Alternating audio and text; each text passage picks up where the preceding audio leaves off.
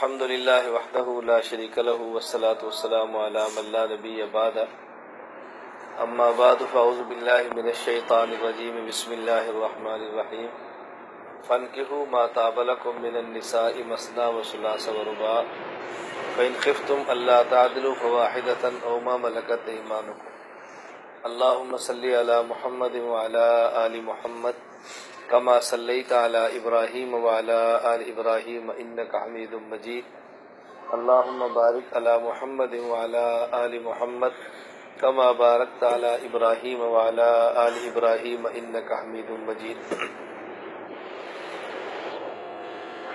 نکاح مسلمان بھی کرتے ہیں اور کافر بھی کرتے ہیں۔ مسلمان کے ہاں نکاح عبادت ہے، کفار کے ہاں نکاح عیاشی ہے۔ چونکہ مسلمان کے ہاں نکاح عبادت ہے اس لیے مسلمان اس کو عبادت کے طریقے پر کرتا ہے۔ کفار کے ہاں چونکہ نکاح عیاشی ہے اس لیے وہ اس کو عیش کے طریقے پر کرتے ہیں۔ عیاشیاں ہوٹلوں میں اور بازاروں میں ہوتی ہیں اور عبادتیں وہ اللہ کے گھر میں ہوتی ہیں۔ اس لیے حضور اکرم صلی اللہ علیہ وسلم نے ارشاد فرمایا اعلنوا النکاح ولو کان بالدف وجعلوه فی المساجد، کہ نکاح کو مسجد میں کیا کرو۔ ایک نکاح کا اعلان ہے اور ایک نکاح ہے۔ نکاح مسجد میں کرو، نکاح کا اعلان بے شک مسجد سے باہر کرو۔ تو نکاح مسجد میں ہونا چاہیے چونکہ عبادت ہے، اور عبادت کا بہترین طریقہ اور سب سے عمدہ جگہ وہ مسجد ہے۔ چونکہ نکاح عبادت ہے اس لیے عبادات میں اللہ رب العزت کیفیات بھی چاہتے ہیں، کمیات بھی چاہتے ہیں۔ اس کا مطلب کیا ہے؟ عبادت اخلاص کے ساتھ بھی ہونی چاہیے، اور اگر عبادت زیادہ بھی ہو تو شریعت میں نقصان دہ نہیں ہے، مطلوب ہے۔ میں یہ بات کیوں کہہ رہا ہوں؟ کیونکہ نکاح عبادت ہے تو عبادت آدمی جتنی شریعت اجازت دے اس حد تک زیادہ کرے تو شریعت کو پسند ہے۔ اس لیے قرآن کریم نے جب نکاح کا قرآن میں حکم دیا ہے تو فرمایا فانکحوا ما طاب لکم من النساء مثنی وثلاث ورباع، کہ جب تم شادی کرو تو 2 عورتیں کرو، 3 کے ساتھ کرو، 4 کے ساتھ کرو، اور اگر تمہیں خدشہ ہے کہ تم انصاف نہیں کر سکتے تو پھر 1 کر لو۔ یہ ایسی ہے جیسے آدمی کہتا ہے کہ رات اٹھو تہجد پڑھو، اس سے ثواب زیادہ ملتا ہے، لیکن اگر خدشہ ہو میں تہجد میں اٹھا تو میں پھر دوبارہ نیند آئے گی اور فرض رہ جائیں گے، پھر تہجد چھوڑ دو، چلو صرف فرض پڑھ لو۔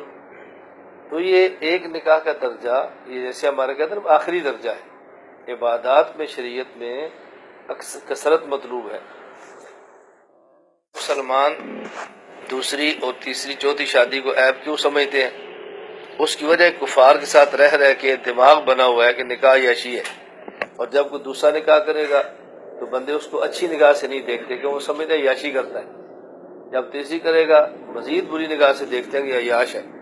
اور جب یہ مزاج بنے شریعت والا کہ نکاح عبادت ہے، تو اگر عبادات میں ایک آدمی 2 رکعت نفل پڑھے، ایک 4 پڑھے، ایک 6 پڑھے، ایک 8 پڑھے، نوافل میں کوئی آدمی زیادہ پڑھے تو لوگ خوش ہوتے ہیں، بہت نیک آدمی ہے، نفل زیادہ پڑھتا ہے۔ اور نکاح اگر 1 سے زائد کر لوگ کہتے ہیں عیاش آدمی ہے، اس سے دوسری شادی کر لی ہے، کیسا آدمی ہے؟ ہمارے استاد سے مولانا محمد اسلم شیخو پوری صاحب رحمۃ اللہ علیہ ٹانگوں سے معذور تھے، بہت بڑے عالم تھے، حضرت تھے شیخو پورا کے اور کراچی میں رہتے تھے۔ حضرت نے دوسرا نکاح فرما لیا، مجھے فرمانے لگے کہ میرے گاؤں کے لوگ کہتے ہیں حافظ اسلم تو بڑا شریف سی، حافظ اسلم تو بڑا شریف سے، تو یہ کی کیتا کراچی جا کے تجھے بیاہ کر لیا۔ یعنی ان کا مطلب یہ تھا کہ بہت شریف آدمی تھا، اس لنگڑے نے دوسری شادی کیا تو بدماش ہو گئی۔ یعنی یہ کافرانہ دماغ ہے، یہ مسلمانوں والا دماغ نہیں ہے۔ اور یہ بات اچھی طرح ذہن نشین فرما لیں، ان باتوں کا خیال رکھنا بہت زیادہ ضروری ہے۔ جب بھی کوئی آدمی دوسری شادی کی بات کرے تو لوگ فوراً کہتے ہیں انصاف کر لو گے۔ اچھا یہ بتاؤ اگر ایک بیوی ہو اس کا حق ادا کرنا اس کے ساتھ انصاف ہے، حق ادا نہ کرنا ظلم ہے، تو کتنے لوگ ہیں جو ایک بیوی کا حق ادا کرتے ہیں، گالیاں بھی دیتے ہیں، مارتے بھی ہیں، طلاقیں بھی ہیں، روزانہ پھڈا ہے، حالانکہ بیوی ایک ہوتی ہے۔ اس کا مطلب یہ ہے کہ جنہیں حق ادا کرنا وہ 4 کا بھی کر لیتے ہیں، جنہیں نہیں کرنا وہ 1 کا بھی نہیں کرتے۔ یہ ایک بہانہ ہے، صرف حق ادا کر لو گے، انصاف کر لو گے، انصاف نہیں ہوگا پھر کیا کرو گے؟ جس گھر میں ایک ہے وہ کون سا انصاف ہو رہا ہے؟ کچھ بھی نہیں ہو رہا، لڑائیاں، جھگڑے، پھڈے، طلاق، سب کچھ ہو رہے ہیں۔ میں صرف یہ عرض کر رہا ہوں کہ نکاح کفار کے یہاں عیاشی ہے اور مسلمان کے یہاں عبادت ہے۔ اب یہ بات آپ کو سمجھ آئے نکاح عبادت ہے تو پھر حضرت عبداللہ بن عباس رضی اللہ تعالیٰ عنہما کے جملے کو سمجھنا بہت آسان ہے۔ حضرت عبداللہ بن عباس کا جملہ صحیح بخاری کتاب النکاح میں ہے، فرماتے ہیں ان خیر حاضر امت اکثرها نساء، اس امت کا افضل شخص وہ ہے کہ جس کی بیویاں زیادہ ہیں۔ اب یہ کب سمجھ آئے گا؟ جب یہ بنے گا ذہن کہ نکاح عبادت ہے، اور جب یہ بنے گا ذہن کہ نکاح یاشی ہے تو پھر اس حدیث کو سمجھنا بہت مشکل ہے۔ تو جب تک انسان کو بنیاد سمجھنا ہے، قرآن احادیث سمجھ میں نہیں آ سکتا۔ آج بھی ہمارے یہاں مرکز اہل سنت والجماعت سرگودا کی مسجد میں نکاح کی مبارک تقریب ہے۔ بھائی علی رضا اللہ ان کی عمر میں برکت دے۔ اب دیکھو گھر ان کا حافظ آباد ضلع میں ہے اور ہم سرگودا بیٹھے ہیں۔ ان کی بڑی خواہش تھی کہ ان کا بیٹا جس کا نکاح ہو رہا ہے تو اس کا نکاح میں پڑھاؤں۔ یہ خود بھی مجھ سے بیعت ہے، ان کا صاحبزادہ بھی مجھ سے بیعت ہے، تو ان کی خواہش تھی کہ نکاح میں پڑھاؤں۔ تو میں نے ان سے عذر کیا کہ میرا آنا مشکل ہے، تو انہوں نے کہا اگر آپ کا آنا مشکل ہے تو ہم آ جاتے ہیں۔ میں نے کہا آپ آ جائیں، ہم نکاح یہاں کر لیتے۔ اس سے ہمارے خصوصاً شاگردوں کو سبق حاصل کرنا چاہیے کہ جو اپنا استاذ ہو یا اپنا بڑا ہو اس کی راحت میں کتنا خیال کرتے ہیں۔ یہ عبرت کی بات ہے، عبرت، یہ راحت کا خیال کرنا چاہیے۔ کیوں؟ ہمارا ان کا تعلق تو دین کی وجہ سے ہے۔ اگر کسی سفر سے دینی نقصان ہو تو سفر چھوڑ دو اور دین کا خیال کرو۔ اب اگر ان کے آنے سے دین کا فائدہ ہو تو ہمیں جانا چاہیے، اور اگر وہاں جانے سے ہمارے دینی پروگرام میں حرج آئے تو پھر نہیں جانا چاہیے۔ یہ اگر آپ ذہن بنا لو تو پھر الجھن نہیں ہوتی، ورنہ عام طور پہ لڑائی ہوتی ہے جی ہماری شادی ہے تو آپ نے ضرور آنا ہے، ہمارے ابو فوت ہے تو آپ نے ضرور آنا ہے، چاچا بیمار ہے تو ضرور آنا ہے۔ ہمارا اپنا تعلق تو دین کی وجہ سے ہے۔ آپ یہ کہا کرو جی ہماری خواہش ہے کہ آپ آ جائیں، تو اگر نہ آنے میں آپ دینی فائدہ سمجھے تو نہ آئیں، ہماری خواہش آ جائیں۔ خواہش اور چیز ہوتی ہے، ضرورتیں اور چیز ہوتی ہیں۔ تو ان کی خواہش یہ تھی کہ نکاح ان کا ہو جائے، تو میں نے کہا بہت اچھا، اب یہاں تشریف لے آئیں۔ تو ان کی خواہش یہ تھی کہ ہم ظہر کی نماز میں ہیں تاکہ نکاح کی تقریب بھی ہو، سب بچوں کو مٹھائی بھی کھلا دیں۔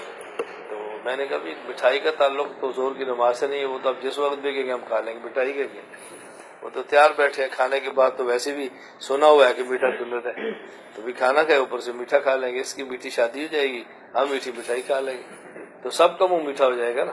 اللہ پاک برکت عطا فرمائے۔ بس دعا کریں کہ اللہ تمام اعمال کو سنت کے مطابق ادا کرنے کی توفیق عطا فرمائے۔ نام کیا ہے؟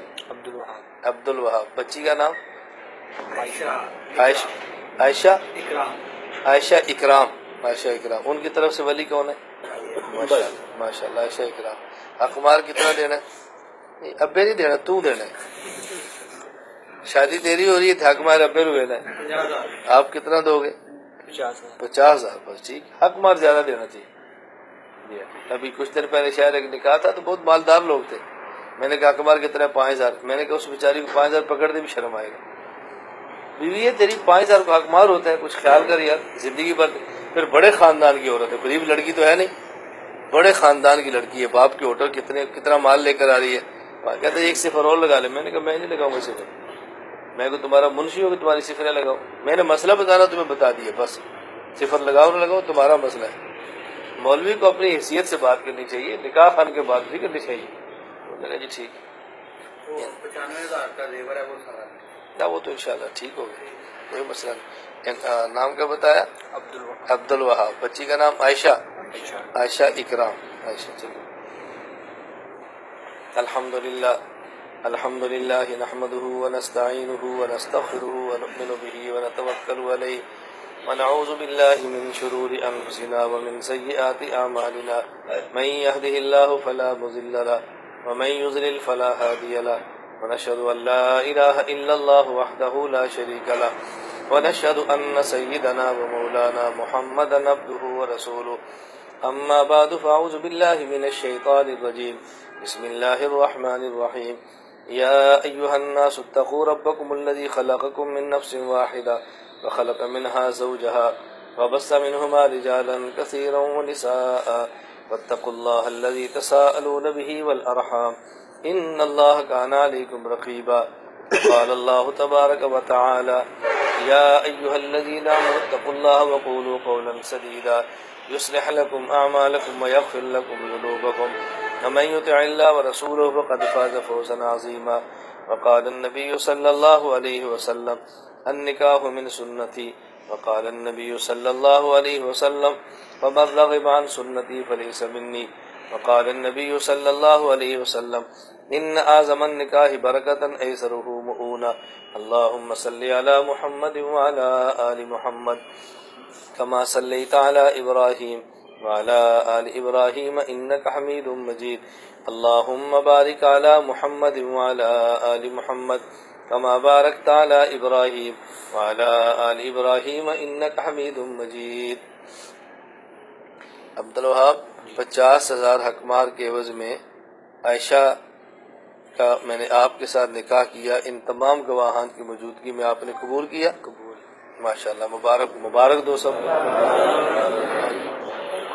الحمدللہ رب العالمین والصلاة والسلام علی رسولہ وعلی آلہ وصحابہ اجمعین. اے اللہ اس نکاح مبارک مسنون کو مبارک فرما دے. یا اللہ نکاح پر دنیاوی و اخروی سارے فوائد عطا فرما دے. ان دونوں خاندانوں میں مزید قربت اور جوڑ کا ذریعہ بنا دے. اے مولا کریم اپنے کرم سے اپنے فضل سے اچھے تعلقات ان کو نصیب فرما دے. ان کے مال میں، جان میں، کاروبار میں برکتوں، رزق میں برکتیں عطا فرما دے. اے اللہ سب کو جوڑ کے رشتے عطا فرما دے. جن کے نکاح ہے یا اللہ ان کو نیک اولادیں عطا فرما دے. اجمعین برحمتک یا ارحم الراحمین. بارک